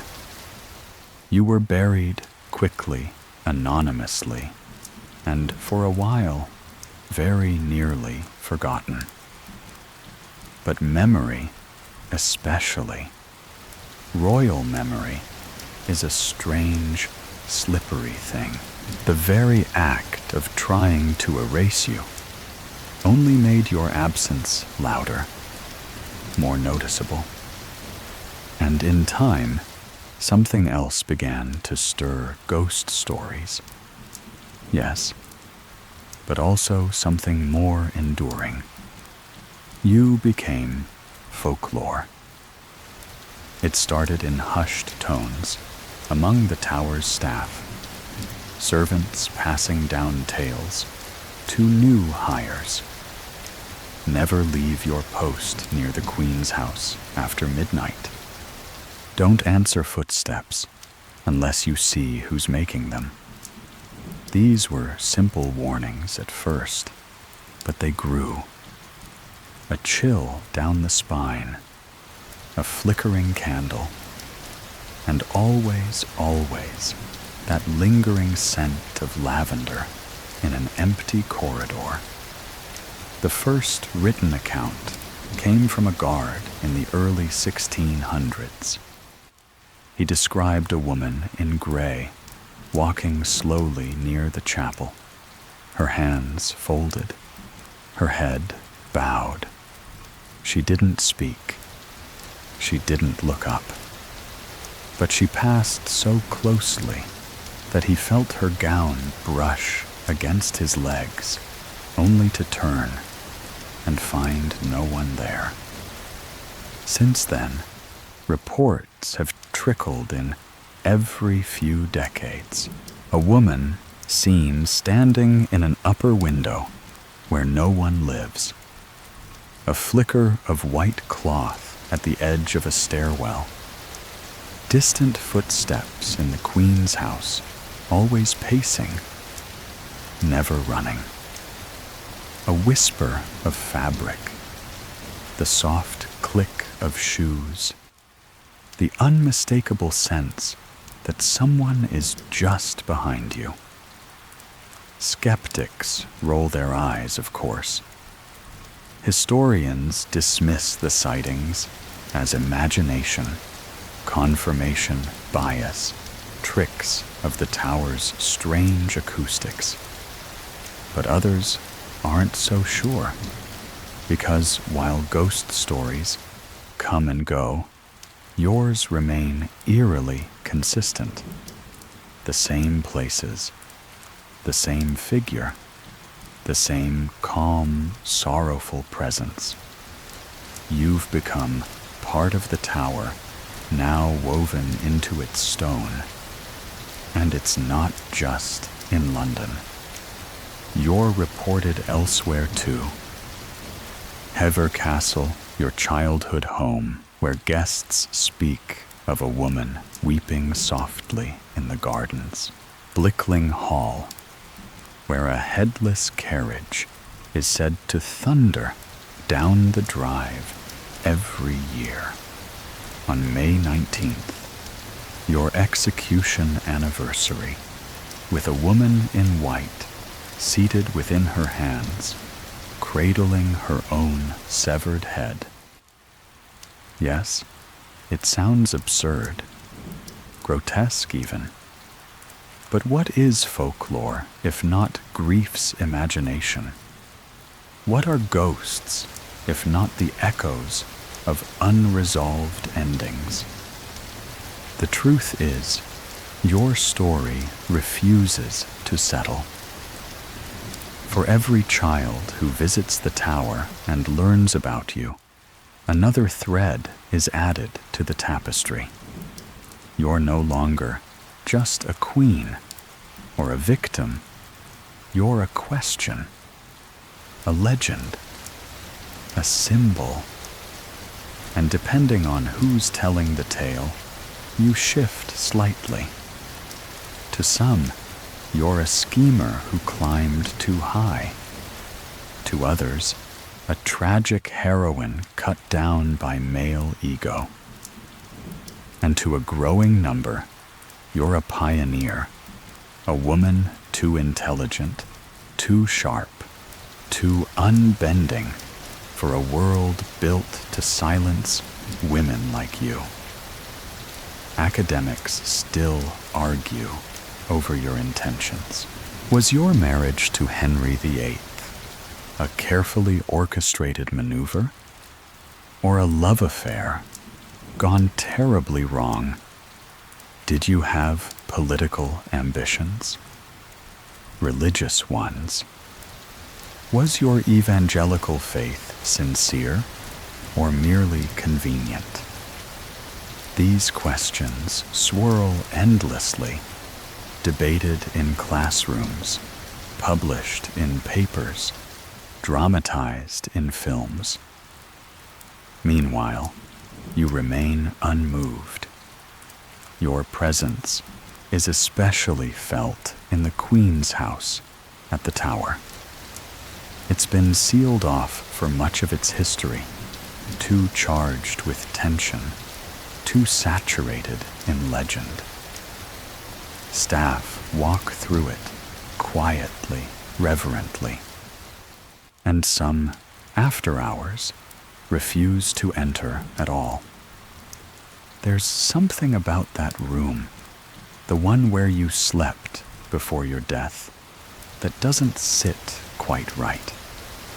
It's not the decor or the lighting, or the drafty windows.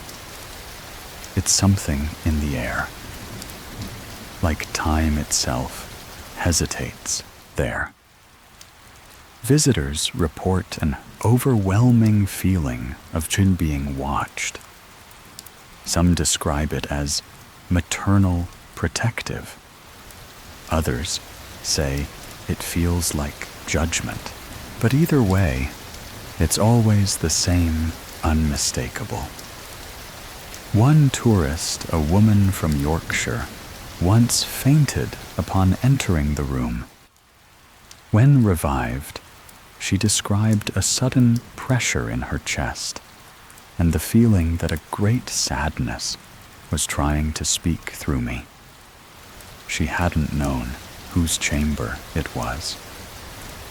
You are remembered, Anne. Maybe not as you'd hoped. Not in the golden halls of power, beside a husband who adored you, nor as the crowned mother of a royal dynasty, but as something else entirely, an echo that history cannot quiet. There is a strange, enduring power in that. The day after your execution, England didn't crumble. The court didn't stop. The bells didn't toll in mourning. Instead, things moved forward quickly and unnervingly efficiently. The machine of monarchy churned on remorseless, unstoppable.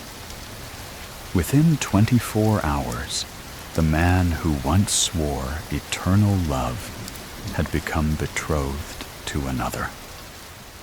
Henry VIII was already planning his next marriage to Jane Seymour. She had waited in the wings with quiet patience, draped in virtue and silence, the perfect antidote to the fiery queen who now lay beneath Tower Stone.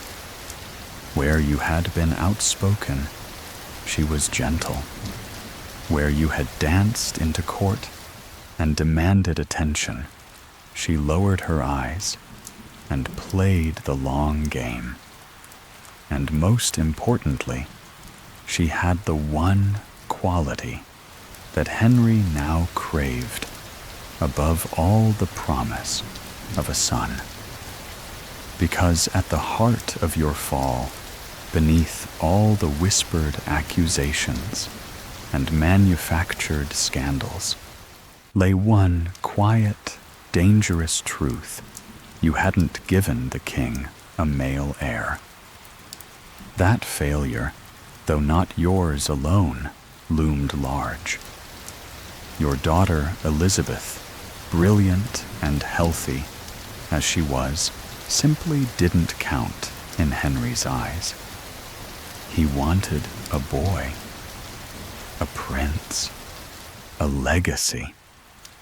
And when your womb didn't deliver what his ego required, your other qualities, which charm ambition, began to look less like virtues and more like threats. With your death, Henry attempted to reset the narrative. Jane was the fresh start. The court pivoted seamlessly. New portraits were painted, new dresses, tailored new alliances, whispered into being. Courtiers who had once pledged loyalty to you now rushed to flatter your successor. The ink on your execution order was barely dry before your memory began to be recast as a warning, not a tribute. Your family suffered too. The Boleyn name, once golden, now hung heavy with disgrace. Your father, Thomas Boleyn, avoided court for a time, aging quickly beneath the weight of scandal. He had sacrificed both his children to the ambitions of the crown, and in return, he received distance, silence, and the slow erosion of power. Historians still debate how much Henry believed in your guilt. Was it true? Conviction, political calculation, or emotional cowardice? Did he truly think you were unfaithful, or was it simply easier to destroy you than to admit disappointment in himself? The documents he signed, the charges he approved, the silence he maintained, they suggest a man who had decided not just to end your life, but to erase it.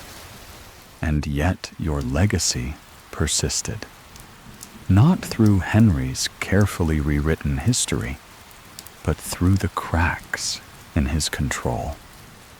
Elizabeth, your daughter, would eventually return to court. She was clever, more than anyone expected, and careful. She watched, listened, and learned from the mistakes of every woman who came before her. When her half-brother Edward died young, and her half-sister Mary's reign floundered, it was Elizabeth who emerged. At just 25 years old, she was crowned Queen of England. And though she rarely spoke of you publicly, your influence coursed through her veins like fire. She never married, never gave away her power. She ruled alone, surrounded by men, but beholden to none.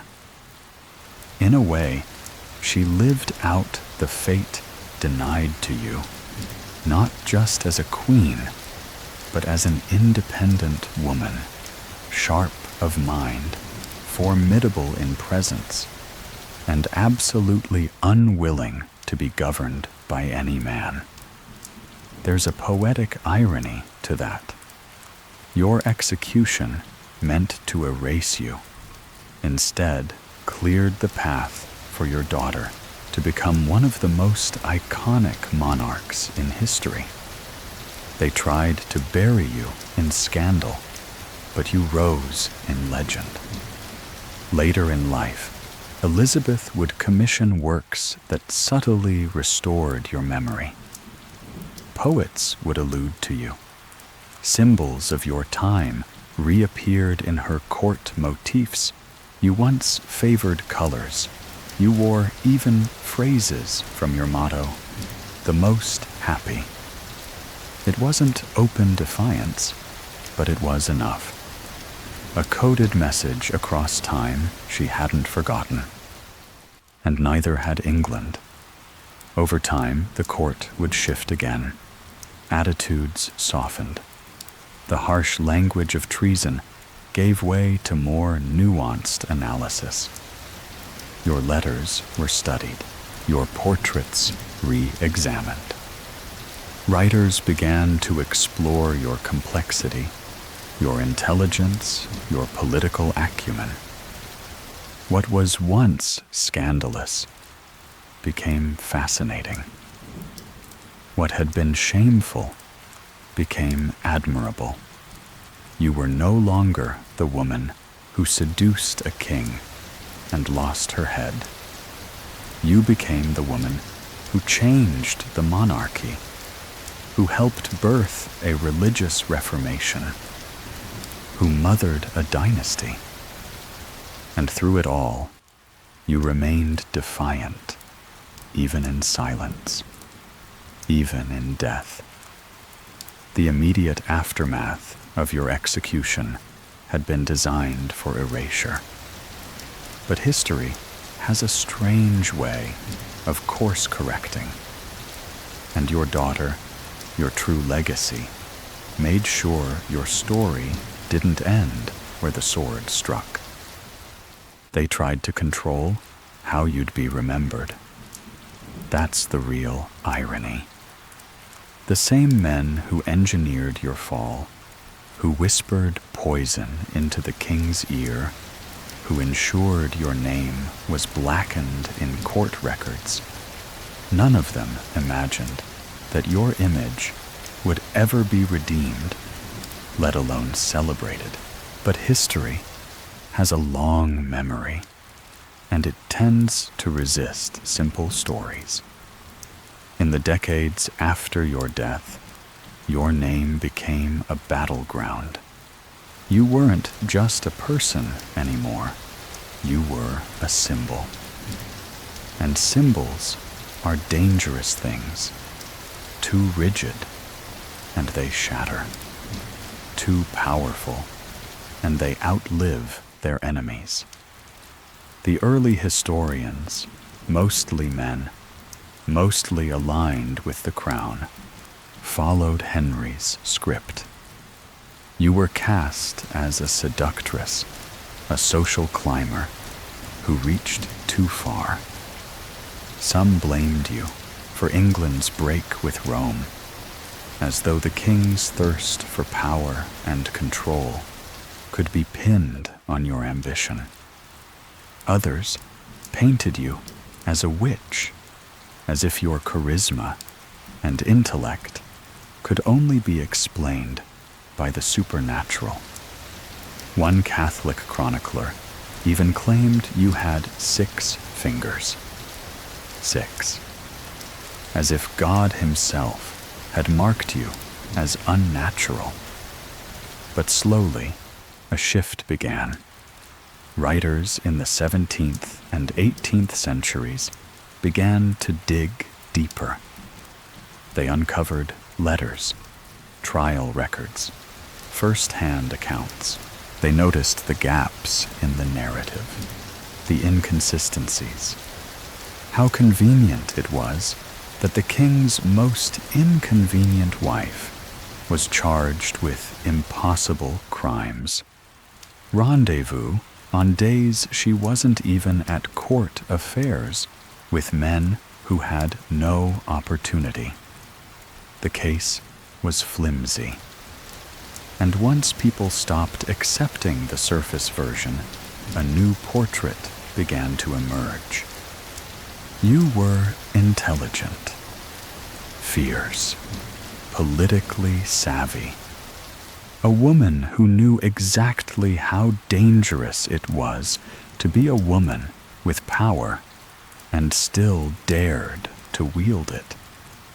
Even now, scholars argue over your motivations. Were you truly in love with Henry? Or were you biding your time, building a throne beneath your feet, one favor at a time?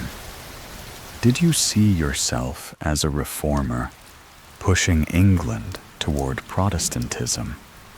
Or did you merely ride the tide of Henry's theological tantrums? Did you believe, even at the end, that he might spare you? We may never know for sure. But one thing is certain. You didn't fit easily into the roles available to women of your time. You weren't demure. You weren't obedient. And you certainly weren't forgettable. In the 19th century, the Victorians tried to rehabilitate you as a tragic heroine, less threatening, more passive. A woman done wrong, sainted by suffering. They softened your sharp edges, removed your political voice, and focused on your femininity, your motherhood, your poise in the face of death. It was flattering, but incomplete. More recently, feminist historians have attempted to reclaim the rest of you. They highlight your intelligence, your agency, your refusal to play by the rules set for you. They see you not as a cautionary tale, but as a caution to those who try to silence women like you. And then, of course, there's popular culture. You've been played by countless actresses, on stage, on screen, in miniseries and musicals. You've become a character in novels, a lyric in songs, a Halloween costume, a meme. Some portrayals are sympathetic, others salacious, a few even ridiculous. But in all of them, one thing remains true. You're still here, still captivating, still impossible to pin down. Anne Boleyn has outlived Henry VIII. Not just in body, though it's worth noting that his tomb lies cracked and largely forgotten, while yours draws quiet reverence, but in meaning. He was the monarch, the king, the center of England's universe. But you became the story. Your memory has been reconstructed more times than your portraits. From seductress to saint, from cautionary tale to feminist icon. Each generation finds something new in you, something that speaks to their own moment in time. And yet, beyond all the interpretations, there's still the woman herself, the one who walked barefoot to her coronation to symbolize humility, the one who refused to be mistress and insisted on being queen, the one who gave birth to a daughter that would one day rule England for 45 years, rewriting everything that had come before. The one who knelt calmly on the scaffold and faced the sword with her head held high. You weren't just part of history. You became one of its most enduring obsessions. And no matter how many times they rewrite your story, no matter how many labels they try to fix to your name, one thing will always be true. Anne Boleyn wasn't forgotten. She was reborn again and again.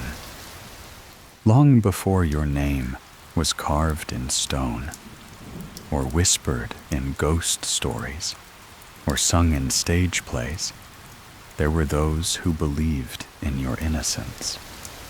But in the chaos of your downfall, their voices were too soft, too afraid, or silenced too soon.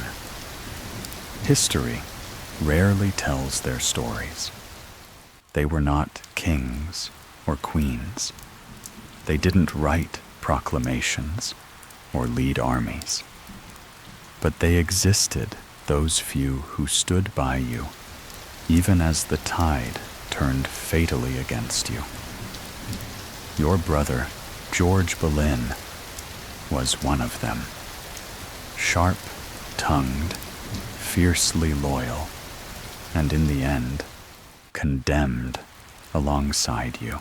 The charge against him, incest, was so outrageous that even your enemies could barely say it aloud, without blinking.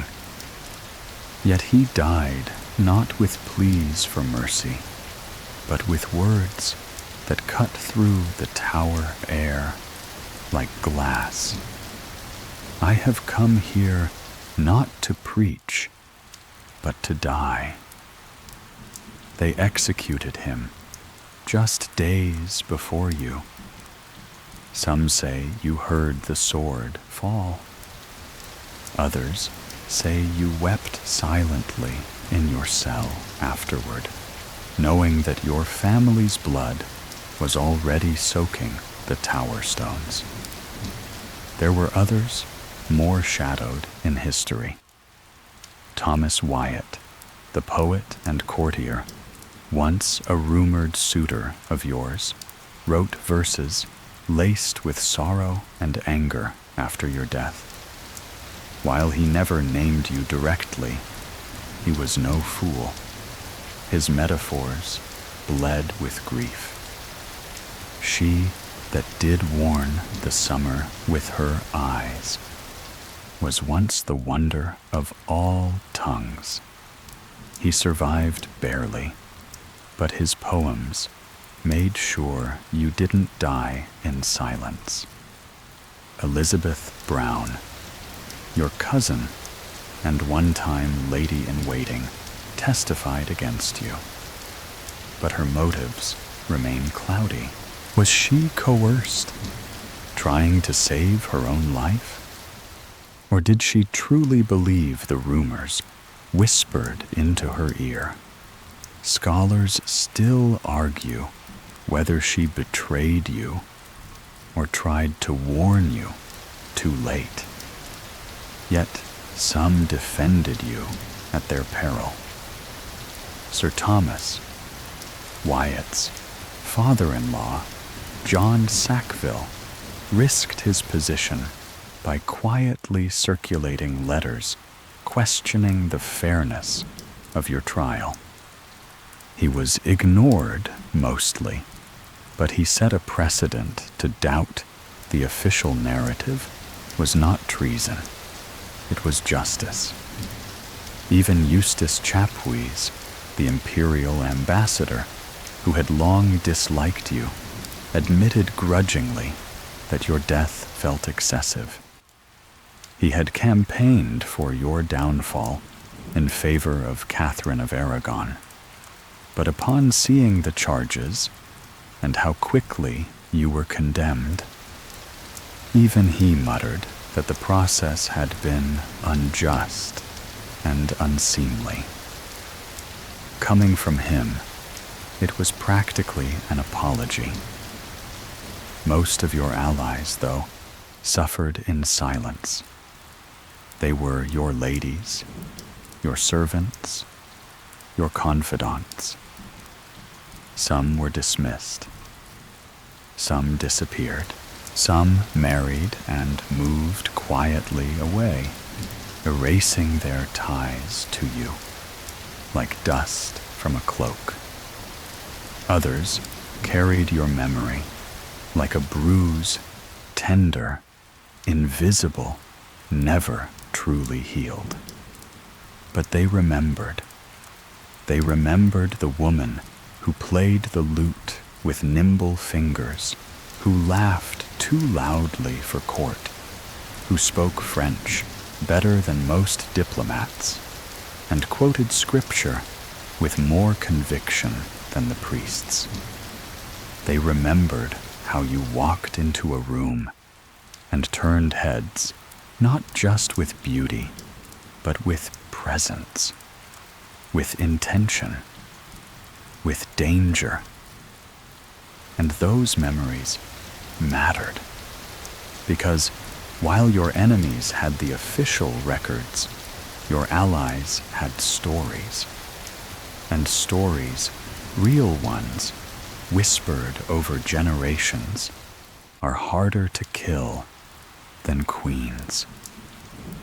As the years passed, those quiet stories began to resurface, not in proclamations or scrolls, but in family legends, in journal entries, in faded love poems passed down in folded letters. Anne Boleyn, they whispered, was clever, was kind, was framed. They dared not say it publicly, not while Henry still breathed, not while the Tudor line clung to power, but they knew. And they made sure others would know too. When Elizabeth rose to the throne, she didn't avenge you with executions or sweeping purges. No, her vengeance was quieter, smarter. She ruled. She turned her mother's enemies into her courtiers. She made the daughters of those who'd condemned you bow to her daily. She wore pearls instead of mourning veils. And though she never declared you innocent in any royal decree, she didn't have to. She simply endured, just like you had. Your allies never gathered on a battlefield, never carved statues in your name, but their loyalty, quiet and persistent, kept the truth alive long enough for history to reconsider you. And now your name is spoken with reverence. Your portraits hang in museums. Your motto, "The most happy," is printed on mugs and t-shirts and stitched into pillows, as if the world is still trying to understand how a woman so vibrant, so ambitious, so tragically ended, could still seem so powerful. But that's the thing, Anne. You were never just a queen. You were a question too dangerous to leave unanswered. So here we are, nearly 500 years later, and still the world can't stop talking about you. Your story continues to ripple outward, not as a historical footnote, but as a fire that keeps finding new kindling. In classrooms and on stages, in novels, podcasts, documentaries, and whispered museum tours, people still lean forward to hear the tale of Anne Boleyn. And each telling reshapes you, just a little more. You've become a kind of mirror. To some, you're a martyr, wrongfully accused, executed for crimes no sane court could believe. To others, you're a power-hungry operator who played the game too well and lost it all in spectacular fashion. But to most, you are something in between human, complex, bold and flawed and unforgettable. And let's not forget your daughter, Elizabeth. It was your answer to all of them, to the men who tried to erase you, to the women who feared to be seen, to the centuries that followed. Elizabeth ruled for 45 years, one of the most iconic and successful monarchs in English history. Every decision she made bore your shadow, your legacy braided into her crown. She was your second life. She never married, never gave over her authority. She wielded her power like a sword you never got to hold. And when she died, England wept. It's poetic, really. The woman they silenced gave birth to a woman they could never ignore. Even now, your story continues to inspire. Scholars pick apart your letters, analyzing every word. Feminists praise your resilience. Artists sketch your image over and over, sometimes regal, sometimes broken, sometimes standing defiantly, with the tower behind you, refusing to kneel. You've become a saint of strength for the misjudged, the misrepresented, the misremembered. Historians still debate the details of your downfall. Was your arrest orchestrated solely by Cromwell? Did Henry truly believe the accusations? Could you have survived if you'd simply played your role more quietly? But perhaps the real answer lies not in what was done to you, but in what came after. You became the fulcrum on which history turned. Your death led to a revolution in religion, a transformation of monarchy, and the rise of a queen who bore your spirit more than your name. And in the process, you became more than a person. You became a symbol of how power resists being controlled, how truth refuses to stay buried. Your final words. To Jesus Christ I commend my soul. Lord Jesus, receive my soul, were simple. But your true legacy was not.